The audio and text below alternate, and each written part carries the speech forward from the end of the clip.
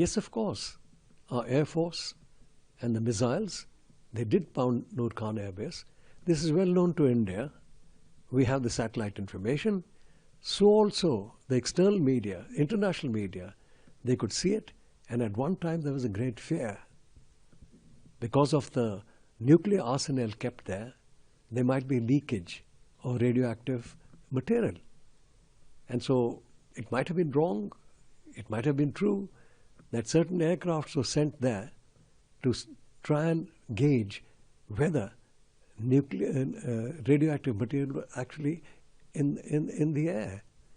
And it has been talked about by many people, who did this and who did that. That doesn't matter. Because what matters is we, the Air Force and the Army with their guns, they carried out what they were supposed to do. They completed their mission. And the mission was to take out the terrorist camps. They did that. And in addition, after a day's pause, they also went for Pakistan's facilities, and they did it very well. Sir, President of Pakistan, recently he proposed to go to bunkers while Operation Sindoor was on. How do you see that, sir? You know, I saw that video, and he's addressing a gathering. It's a political gathering that he's addressing. And what he's trying to make out is that he's very brave, and the army is not brave.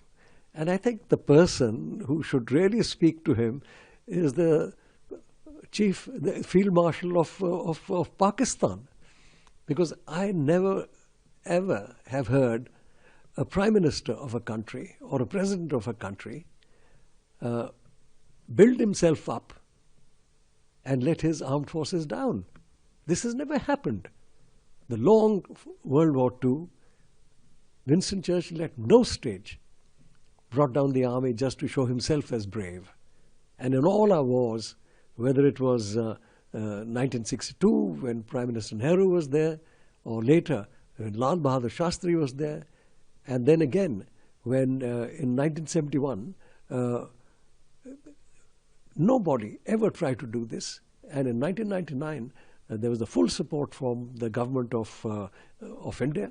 And I think this is a rather poor grandstanding at the expense of the army.